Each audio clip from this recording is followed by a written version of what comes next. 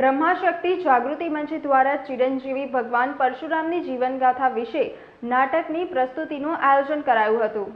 આગામી તારીખ 10 મેના રોજ ભગવાન વિષ્ણુના છઠ્ઠા અવતાર એવા બ્રાહ્મણોના આરાધ્ય દેવ ચિરંજીવી ભગવાન પરશુરામની જન્મ જયંતિ છે। તેમની જીવનગાથા ઉપર શહેરના પૂર્વ વિસ્તાર વાઘોડિયા રોડ સ્થિત બ્રહ્માશક્તિ જાગૃતિ મંચના મુખ્ય કાર્યાલય ખાતે બહેનો દ્વારા નાટ્યની પ્રસ્તુતિ કરાઈ હતી। ભગવાન પરશુરામના સમગ્ર જીવનની મુખ્ય ઘટનાઓને બહેનો દ્વારા સૌ પ્રથમવાર રજૂ કરવામાં આવી હતી। ભગવાન પરશુરામની જીવનગાથા નાટ્યને જાણીતા લેખક અને દિગ્દર્શક કપાલી ધોળકિયા દ્વારા માત્ર થોડાક દિવસોમાં જ બિન અનુભવી મહિલા કલાકારોને તૈયાર કરી આ નાટ્યકૃતિ તૈયાર કરવામાં આવી છે। આ નાટ્યકૃતિ બ્રહ્માશક્તિ જાગૃતિ મંચની 40 વર્ષથી 72 વર્ષની વય જૂથના બહેનો દ્વારા રજૂ કરવામાં આવી હતી, જેમાં ભગવાન શંકર, ભગવાન પરશુરામ ભગવાનના માતા રેણુકા, પિતા જામદ અગ્નિ, સહસ્ત્રર્જુન, મત્સ્યગંધા ઋષિઓ સહિતના પાત્રોને મહિલાઓ દ્વારા રજૂ કરવામાં આવ્યા હતા।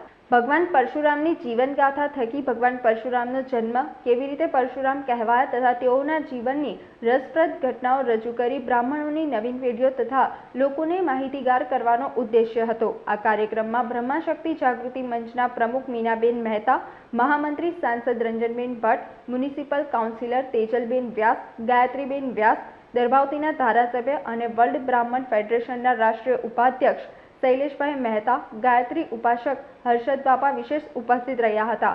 કાર્યક્રમની શરૂઆત ભગવાન પરશુરામની આરતી બાદ દીપ પ્રાગટ્ય તથા મહાનુભાવોના સ્વાગત બાદ કરવામાં આવી હતી। બ્રહ્મશક્તિ જાગૃતિ મંચના આંગણે આજે અમારા આરાધ્ય દેવ, બ્રાહ્મણોના આરાધ્ય દેવ એવા ભગવાન પરશુરામજીના જન્મની કથા અને એમનું જીવન વૃત્તાંતને અભિનયના રૂપે અહીંયા બહેનો ભજવી રહી છે।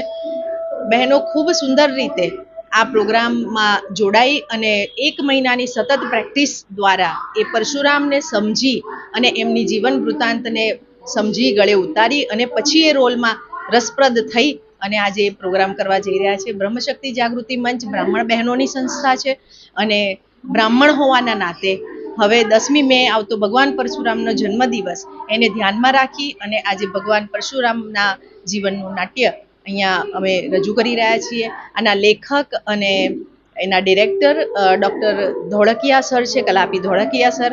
આજે અમને આશીર્વાદ આપવા માટે પરમ પૂજ્ય હર્ષદ બાપા, ગાયત્રી ઉપાસક, ડભોઈના ધારાસભ્ય અને અમારા બ્રહ્મ સમાજના પ્રમુખ એવા આદરણીય શ્રી શૈલેષભાઈ સોટા, અમારા જ બ્રહ્મશક્તિના અમારા સાથીદાર અને વડોદરા શહેરના સાંસદ શ્રીમતી રંજનબેન ભટ્ટ પણ અહીંયા ઉપસ્થિત છે।